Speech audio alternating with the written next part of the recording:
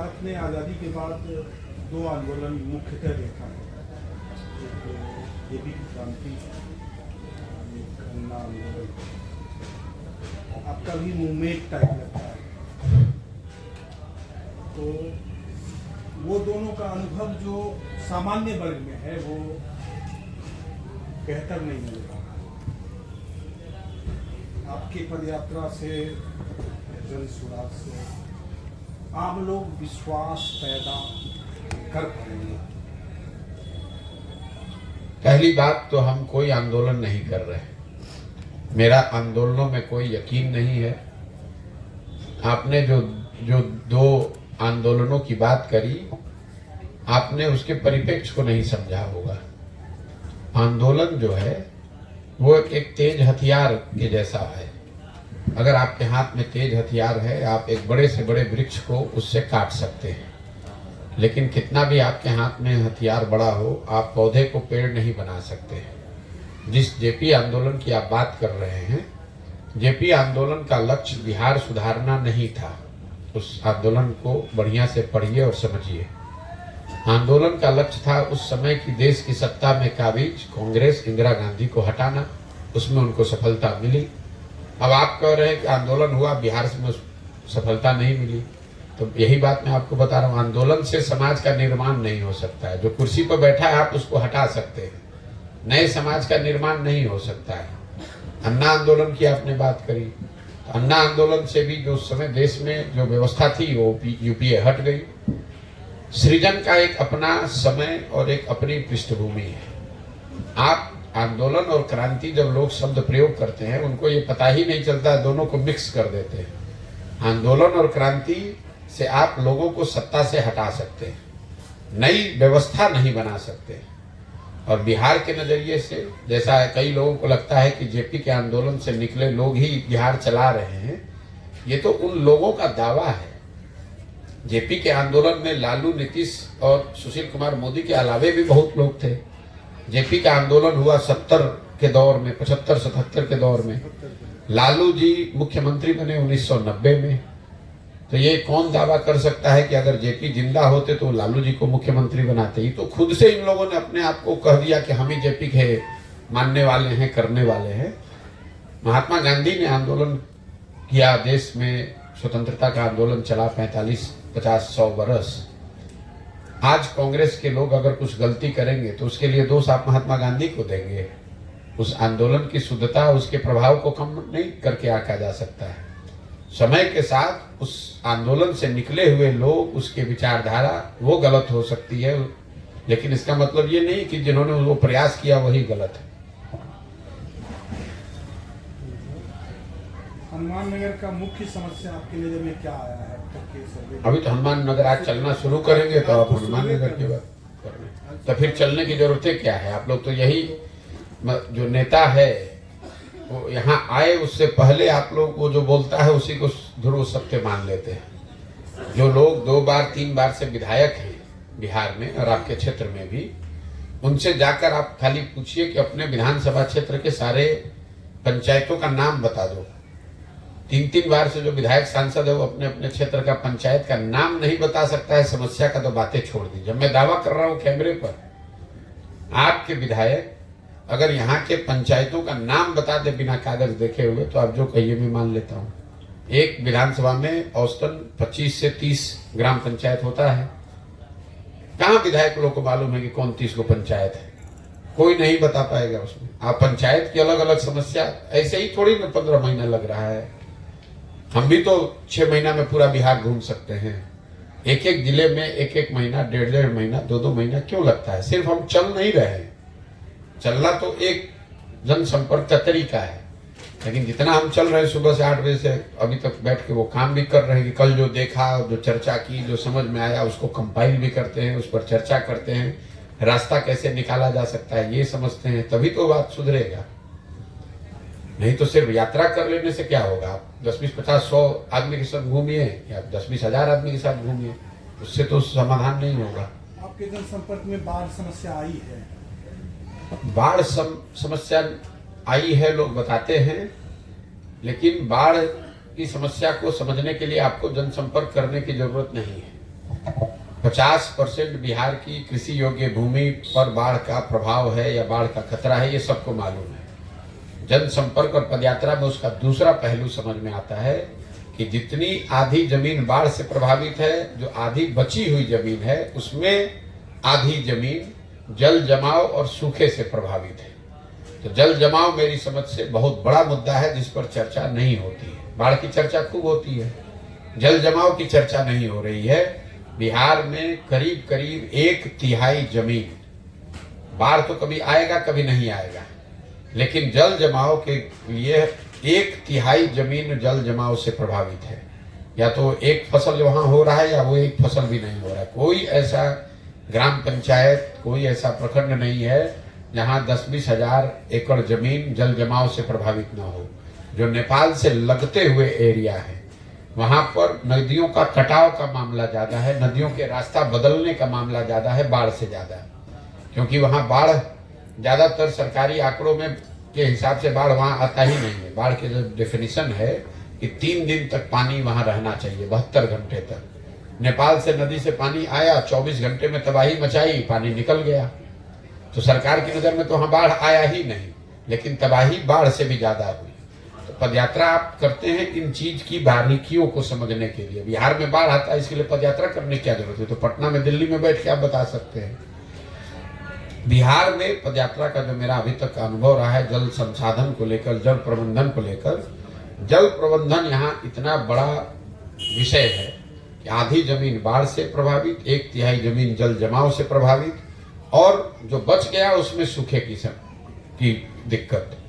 बिहार देश का एकमात्र ऐसा राज्य है जहां पिछले 10 वर्ष में सिंचाई की सुविधा 11% से कम हो गई है। 10 वर्ष पहले अगर 100 एकड़ जमीन में नहर और नलकूप से सिंचाई होती थी तो वो घट के 89 एकड़ रह गया, क्योंकि नहरों का और नलकूपों का रखरखाव बंद कर दिया गया। दूसरी जो यहाँ समस्या है, अब आप ये पूछिएगा कि यहाँ जल प्रबंधन में इतनी दिक्कत क्यों है? दिक्कत इसलिए है कि जल संसाधन विभाग बिहार में चोरी का, भ्रष्टाचार का सबसे बड़ा विभाग है। ये मैं आपको फर्स्ट हैंड बता रहा हूँ, सरकारों को बहुत करीब से देखने के बाद। इसका एक प्रमाण आपको मैं देता हूँ। बिहार में पिछले 30 वर्ष में ज्यादातर समय गठबंधन की सरकार रही हो, चाहे भाजपा नीतीश की हो, भाजपा लालू जी की हो, लालू कांग्रेस की हो। आप ये देखेंगे कि मुख्यमंत्री जिसका रहता है वो सारे विभाग का बंटवारा कर देगा, जल संसाधन विभाग का बंटवारा कभी नहीं करता है। ऐसा क्यों? क्योंकि ये कमाने का सबसे बेहतर जरिया है। और सिर्फ कमाने का ही नहीं, कमाई तो आप लोग जो चोरी कर रहे हैं वो पथ निर्माण विभाग में भी करेंगे, भवन निर्माण में भी करेंगे, अन्य भी विभाग हैं। लेकिन दूसरे विभाग और जल संसाधन विभाग में फर्क ये है, अगर सड़क टूटेगी, सड़क नया बनेगा तभी तो कुछ चोरी कीजिएगा। अगर खराब सड़क बनाइएगा तो पब्लिक को दिखेगा, हल्ला भी हो सकता है कि भैया यहाँ सड़क में चोरी हुई है। जल संसाधन विभाग में 2 बड़े जबरदस्त फायदे हैं। एक तो इसमें आप खुद ही बांध तोड़ के बाढ़ लाकर उसमें पैसा सैंक्शन करके चोरी का उपाय लगा सकते हैं। दूसरा, चाहे जितना चोरी कर लिया, लिख दिया कि बाढ़ में बह गया, तो कोई उसका जांच नहीं है, पकड़ाने जाने की संभावना नहीं है। तो जल संसाधन विभाग सबसे बड़ा चोरी का यहाँ विभाग है, और इसीलिए जो लोग सत्ता में रहते हैं उसको छोड़ते नहीं है। और इसीलिए ये पूरी जो व्यवस्था है, कुछ तो वैज्ञानिक सोच का अभाव है कि इस पूरे पानी को बाढ़ के नजरिए से न देखकर इस पानी को अपनी ताकत समझी जाए। दुनिया में आज पानी की हर जगह कमी है, पूरे देश में पानी की कमी है, और बिहार में इतना ज्यादा पानी है। इस पानी का अगर सही सदुपयोग किया जाए तो कई चीजें आप उसको, इसका फायदा उठा सकते हैं। लेकिन कुव्यवस्था, चोरी इतनी है कि आप सड़क पर चलते हैं तो एक साइड बाढ़ दिखता है, दूसरे साइड सूखा दिखता है। एक साइड खेत में पानी भरा हुआ है 9 महीने, इसलिए फसल नहीं हो रही है, दूसरे साइड पानी नहीं पहुंच रहा है, इसलिए फसल नहीं हो रही है। तो क्या लगता है कि सर ये बाढ़ जो है सत्ता वाले को ये फायदा देने वाली होती है? और इसी बिल्कुल भाई, सिर्फ बाढ़ नहीं, पूरा जो जल प्रबंधन है बिहार में, जो सिंचाई की योजनाएं चल रही हैं, मुझे लग रहा है कि महाराष्ट्र के बाद, एकदम मेरे पास इसका सही आंकड़ा नहीं है, लेकिन मेरा अनुमान है कि महाराष्ट्र के बाद सबसे ज्यादा सिंचाई की लंबित परियोजनाएं बिहार में है। 1950 से चली जा रही है। अभी मधुबनी में, दरभंगा में आज से नहीं, ये 50 बरस से ये योजना चली ही जा रही है, न कभी उसको पूरा किया जाता है न उसको बंद किया जाता है। वो परमानेंट कमाने का उपाय है। दूसरा जो ये बांध की बात है, हर बार वही बांध सबको मालूम है, मतलब लोग तो गांव में ये बताते हैं कि पैसा देकर लोग बांध तोड़वाते हैं कि बांध टूटेगा तो फिर वहां पैसा आएगा। तीसरा जो सबसे बड़ी बात है कि जल को रिसोर्स की तरह हम देखते नहीं है कि पानी हमारी सबसे बड़ी ताकत हो सकती है, इस तरह से नहीं देखते। हम लोग पानी को अभिशाप के तौर पर देखते हैं, जबकि पानी बिहार की सबसे बड़ी ताकत हो सकती है। जैसे मान लीजिए हम लोग के पास इतने लोग हैं जो मजदूरी करते हैं, अगर आपके पास रोजगार का साधन हो तो ये आपकी ताकत हो। अगर रोजगार का साधन नहीं है तो आपके लिए अभिशाप है, लाइबिलिटी है। ये तो आप किस नजरिए से उसका इस्तेमाल करते हैं। सरकार की नजर में पानी कमाने का जरिया रहा है कि पानी से बाढ़ आने दो, तबाही मचने दो, उसमें कमाई करो। पानी से समाज की तरक्की कैसे होगी, बिहार का फायदा कैसे होगा, इसमें कैसे यहाँ इससे बिजली पैदा होगी, इससे सिंचाई कैसे होगी, इसकी चिंता नहीं है। सबकी चिंता यह है कि हर साल बाढ़ आए और उससे लूट हो, फिर अगले साल बाढ़ आए फिर लूट हो। सर हाल ही में जो अभी तो आपके जिले के ही जल संसाधन मंत्री हैं और इस जिले की क्या दुर्दशा है बाढ़ और सूखे को लेकर आप देख लीजिए। हम तो जितने प्रखंड से घूमकर आ रहे हैं, लोग अपशब्द ही बोल रहे हैं। कहीं कोई नहर, मतलब कि कहीं नहर खुदवा गया झूठ मूठ का, और वहां लोग बता रहे पानी ही नहीं आ रहा है, लेकिन खुदवा कर दो चार जो भी कितने हजार करोड़ रुपए उसमें निकाले गए। दरभंगा में तो दरभंगा तो उसका जीता जागता, जो मैं बात कह रहा हूं इसको तो आप देख सकते हैं दरभंगा में क्या हो रहा है। यहाँ का आदमी जल संसाधन मंत्री है, जबरदस्ती का काम पैदा करना और बिना ये सोचे समझे कि उस काम का कोई लाभ है भी कि नहीं है। काम दीजिए, काम दीजिएगा तभी तो चोरी होगा, उसमें काम कुछ न कुछ पैदा किया जाए। अभी तक के पदयात्रा में क्या अनुभव रहा है और सबसे बड़ी समस्या क्या है, नौजवानों को क्या फायदा मिलेगा? पदयात्रा के दौरान जो सबसे बड़ी समस्या मैंने देखी वो है बेरोजगारी और पलायन। अब आप ये कह सकते हैं कि बेरोजगारी और पलायन बिहार के सबसे बड़े मुद्दे हैं, इसको जानने के लिए पदयात्रा की क्या जरूरत है। पदयात्रा करने से पहले भी हमको इस बात का इल्म था, जानकारी थी कि बिहार में पलायन और बेरोजगारी सबसे बड़ा मुद्दा है। लेकिन पदयात्रा के दौरान इन समस्याओं के सामाजिक आर्थिक पहलुओं की समझ बनी और इनकी विकरालता का अनुभव हुआ।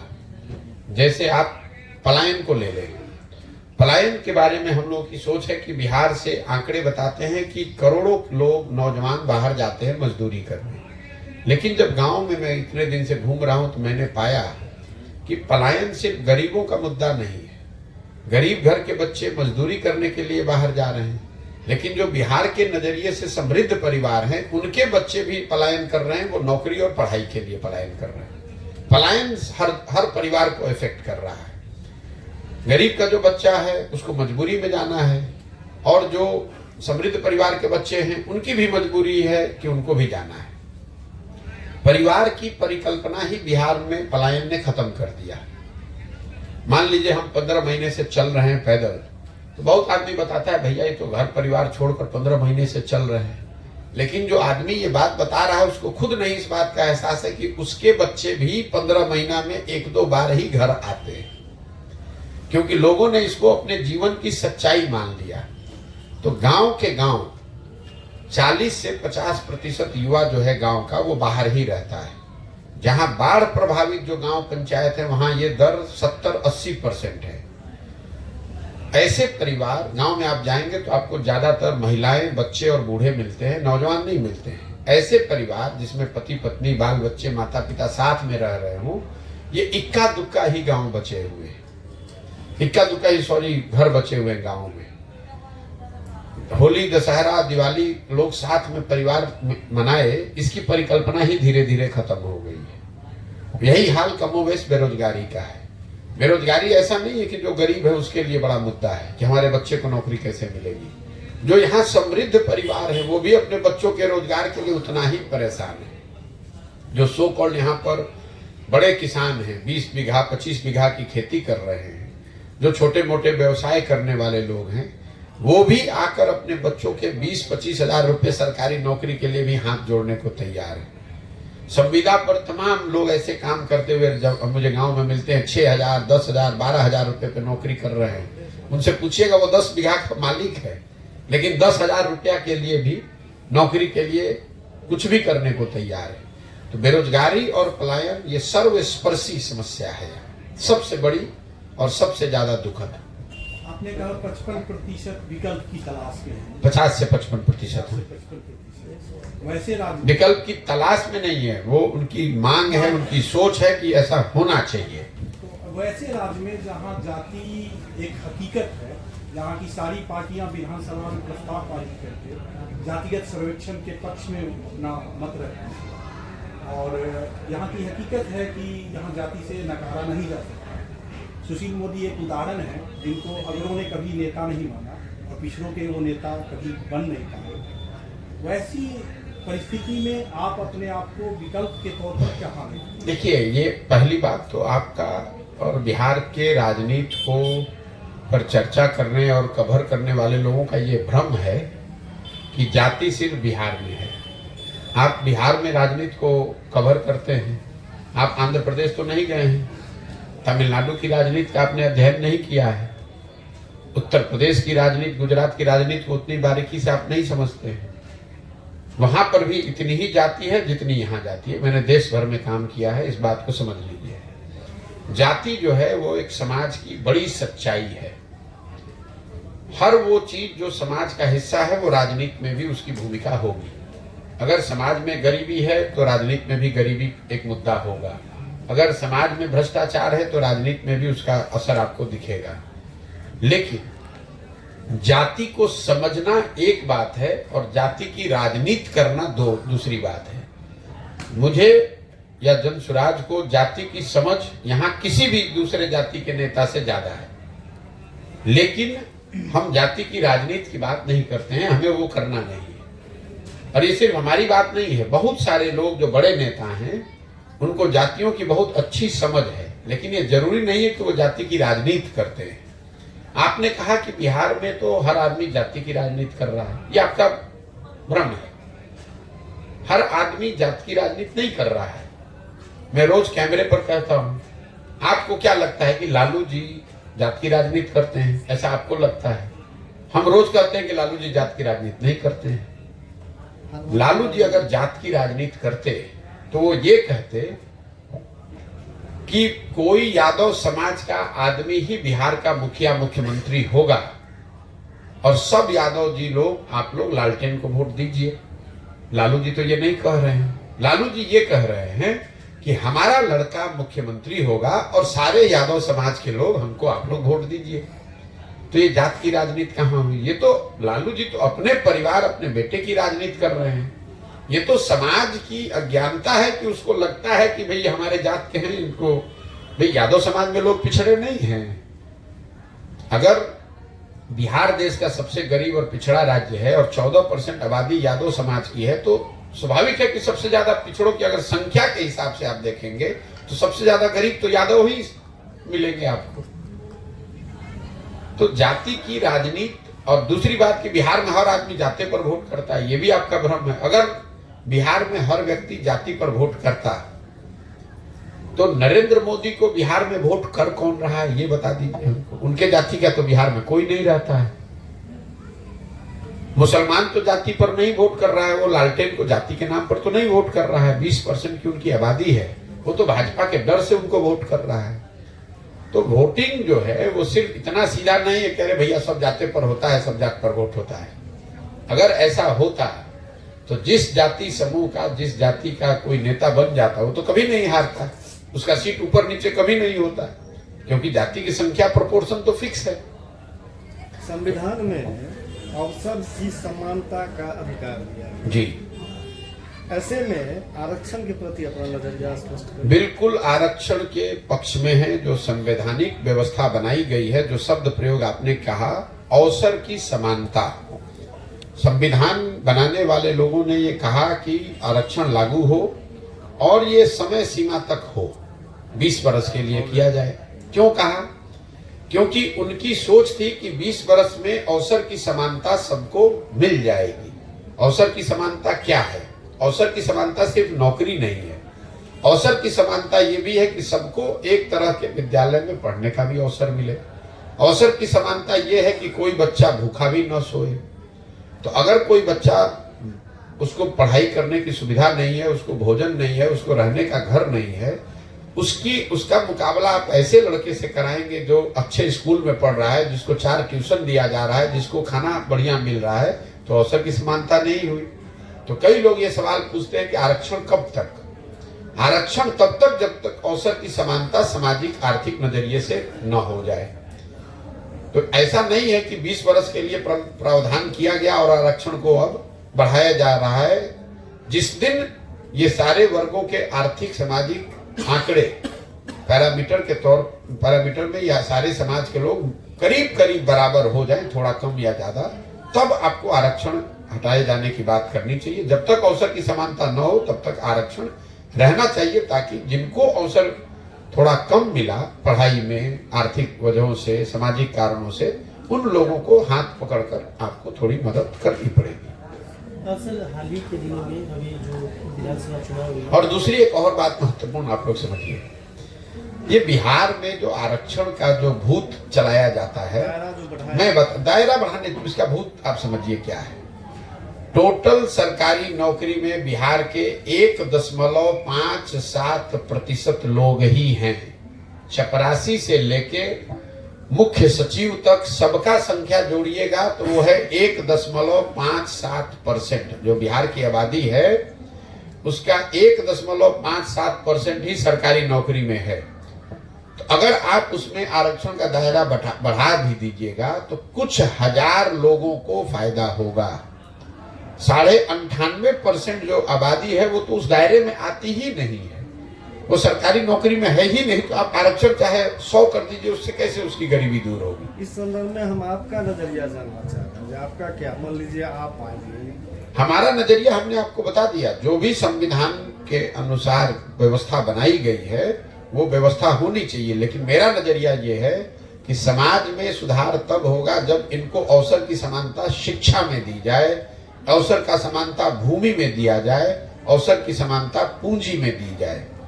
दलित परिवार के बच्चे, जो अति पिछड़े परिवार के बच्चे हैं, उनको पूंजी भी दी जाए ताकि वो रोजी रोजगार कर सकें। उनको बच्चे को अच्छे स्कूल में पढ़ाया जा सके ताकि वो आगे जाकर कम्पीट कर सकें। उनको भूमि दिया जाए ताकि वो अच्छी खेती किसानी कर सकें। सिर्फ सरकारी नौकरी में अगर आप आरक्षण करेंगे और दूसरा कुछ नहीं करेंगे तो इन समाज को उसका फायदा नहीं मिलने वाला है। और ये बात जो सरकार ने अभी जातिगत सर्वेक्षण कराया, ये इन्होंने अपना मुंह पर खुद कीचड़ लपेट लिया। भाई 32 वर्ष से आप कह रहे हैं कि आप सामाजिक न्याय के नाम पर राजनीति कर रहे हैं, सत्ता में बैठे हुए हैं। 32 वर्ष से बिहार में सत्ता में है कौन? लालू और नीतीश। तो अगर इन वर्गों के साथ अन्याय हुआ, इनको वो लाभ नहीं मिला, ये वंचित रह गए, तो इसका दोषी कौन है? जो सत्ता में बैठे हैं। तो लालू नीतीश को ये जवाब देना चाहिए कि 32 वर्ष सामाजिक न्याय के नाम पर राजनीति करने के बाद, 32 वर्ष इनके नाम पर, इनके वोट से राजा बनने के बाद आपने इनके लिए क्या किया? ना उनकी आर्थिक स्थिति सुधरी, ना उनकी शैक्षणिक स्थिति सुधरी, ना उनको सरकारी नौकरियों में उनकी संख्या बढ़ी। अब फिर आप कह रहे हैं कि इसको 50 से 65, 65 से 80, अब जो करना है कर लीजिए। भाई जब वो आदमी चला गया मजदूरी करने बॉम्बे में, तो आप बिहार में सरकारी नौकरी में कितना भी आरक्षण दे दीजिए। ये तो समाज को मूर्ख बनाने का प्रयास है। आप देखिए बिहार में जो सरकार है, नौकरियों की बात छोड़ दीजिए, बिहार सरकार का बजट है 2,46,000 करोड़। 60% उस बजट का वाले जो विभाग हैं वो सिर्फ 2 आदमी के पास है, नीतीश कुमार और तेजस्वी यादव। तो भाई आप पथ निर्माण विभाग किसी अति पिछड़े को दीजिए, गृह मंत्रालय आप किसी मुसलमान को बनाइए, किसी दलित को दीजिए, उनको रोक कौन रहा है आप? और अगर कोई नहीं रोक रहा है तो इसका मतलब है कि आप ही दोनों लोग तो मिलकर सबका हक मार रहे हैं। क्या वंचित, क्या अकलियत, क्या दलित, क्या सवर्ण, सबका हक मारकर 2 आदमी बैठा है, वो है नीतीश कुमार और लालू यादव।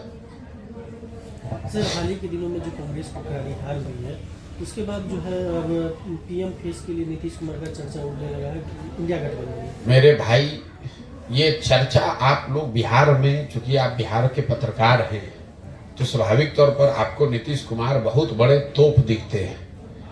42 विधायकों वाले दल के नेता, लंगड़ी सरकार चलाने वाले आदमी, जो कभी उछल के कमल के साथ, कभी लालटेन के साथ, जिसका खुद भरोसा नहीं है, जिसको खुद नहीं पता है कि कल वो कहाँ रहेगा, उसको देश में कौन नेता बना रहा है, ये सिर्फ बिहार के पत्रकारों को पता है। ये जब से महागठबंधन बना है उस दिन से मेरा बयान आप सुन लीजिए। मैंने आपको कहा है कि इसका कोई राष्ट्रीय राजनीति पर इसका कोई फर्क नहीं पड़ने वाला, इसका कोई महत्व नहीं है। जो विपक्ष की राजनीति है उसमें सबसे बड़ा दल कांग्रेस है, हारे या जीते। दूसरा तृणमूल है, तीसरे नंबर पर डीएमके है। जदयू को कौन पूछ रहा है? ये तो अपने मुंह मियां मिट्ठू होने वाली बात है। लालू जी ने कहा कि देश का प्रधानमंत्री नीतीश जी होंगे। लालू जी के कितने सांसद हैं भैया लोकसभा में? 0। तो जिस पार्टी का 0 सांसद है वो बता रहा है कि देश का प्रधानमंत्री कौन होगा। जिसके दल के अपने 42 विधायक हैं वो देश का नेता आप लोग उसको बता रहे हैं। और सबसे बड़ी बात, जो देश का सबसे पिछड़ा राज्य है, सबसे ज्यादा कुशासन के लिए पूरा देश में जाना जा रहा है, गरीबी के लिए, बेरोजगारी के लिए, पलायन के लिए, उस राज्य को नेता के दूसरे राज्य के लोग मान जाएंगे कि भैया आइए और महाराष्ट्र को बिहार बना दीजिए, तमिलनाडु को बिहार बना दीजिए। ऐसा कोई मान सकता है?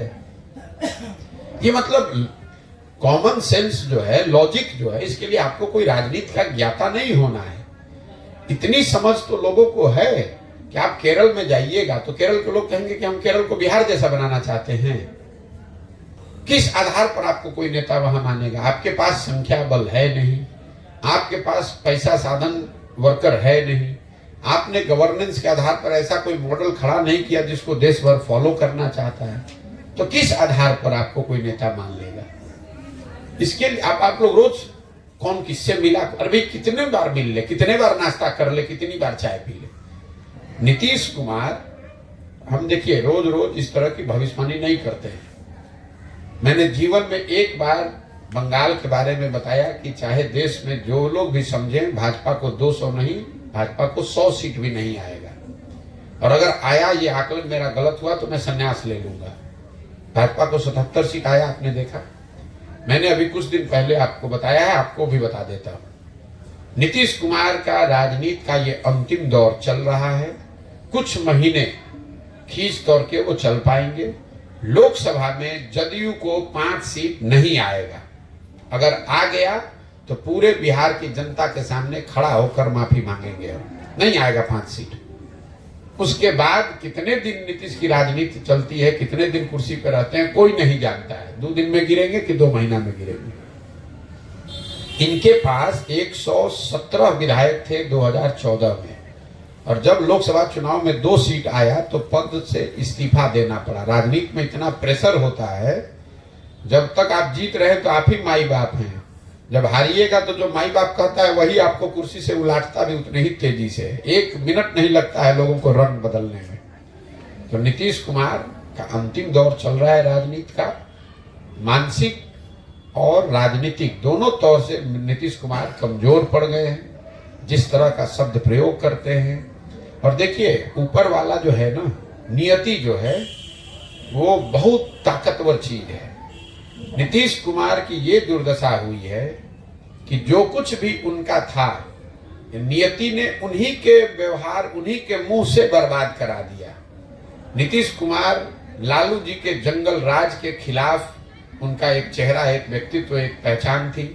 नियति ने ऐसा किया कि नीतीश कुमार ही अब उस जंगल राज को वापस लाने वाले बन गए।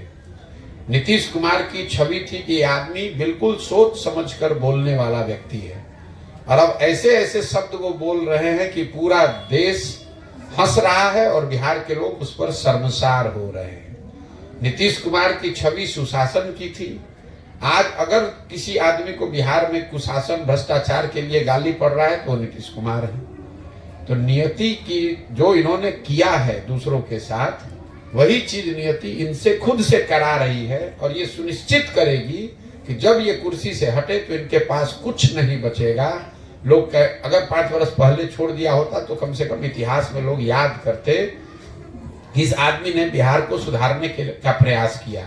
आज जब नीतीश कुमार को हटाया जाएगा या हटेंगे तो लोग ये कहेंगे भैया जान बचा, ये आदमी पूरा बिहार को बर्बाद करने पे लगा हुआ था। ये नियति की ताकत है। 2023 है। खत्म हो रहा है। ये कांग्रेस की एक सेकंड, 2023 खत्म हो रहा है, 2025 में विधानसभा चुनाव है। हमको नहीं मालूम है कि 25 में होगा कि कब होगा। लोकसभा चुनाव होने दीजिए, उसके बाद तय होगा कि यहाँ चुनाव कब होगा। आपने उद्देश्य बतलाया कि विकल्प देना और 10 वर्ष की योजना, जी तो क्या ये विधानसभा चुनाव से पहले? बिल्कुल, विधानसभा चुनाव से पहले। जिला में आप 15 महीने लगा चुके। नहीं, आप भ्रम मत पालिए। 12 जिला ये बिहार के बड़े जिले हैं। दरभंगा को करने में जितना, पश्चिम चंपारण को, पूर्वी चंपारण को करने में जितना समय लगेगा उतना सुपौल में नहीं लगेगा। 45% बिहार पूरा कर लिया, 50% बाकी है। 15 महीना और लगेगा, हो जाएगा। साल भर लगेगा, हो जाएगा। उसमें क्या है। और जैसे जैसे आप इसको करते हैं तो चीजों को आप समझते हैं, इसको करने की गति भी धीरे धीरे बढ़ाई जा सकती है, उसमें कोई दिक्कत नहीं है। विधानसभा से पहले हर हालत में 243 जगह पर जन स्वराज का आपको उम्मीदवार दिखेगा। बिहार से पलायन कैसे रुकेगा और यहाँ रोजगार का सृजन कैसे होगा? बिहार से पलायन कैसे रुकेगा, इस पर हम रोज बता रहे हैं। बिहार से पलायन रोकने का, रोजगार का 2 ही तरीका है। पहला, शिक्षा में आमूलचूल परिवर्तन, और दूसरा पूंजी की उपलब्धता। शिक्षा व्यवस्था यहाँ ध्वस्त है, उसको सुधारा जाना है। लेकिन जो सबसे बड़ी बात है, शिक्षा पर तो आप लोग रोज चर्चा करते हैं, कहना आसान है कि शिक्षा सुधरेगा तो रोजगार मिलने लगेगा।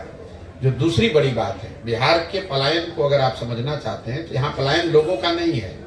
यहाँ से पलायन लोगों का श्रम का है, पलायन बुद्धि का है, और सबसे बड़ा यहाँ से पलायन है पूंजी का पलायन।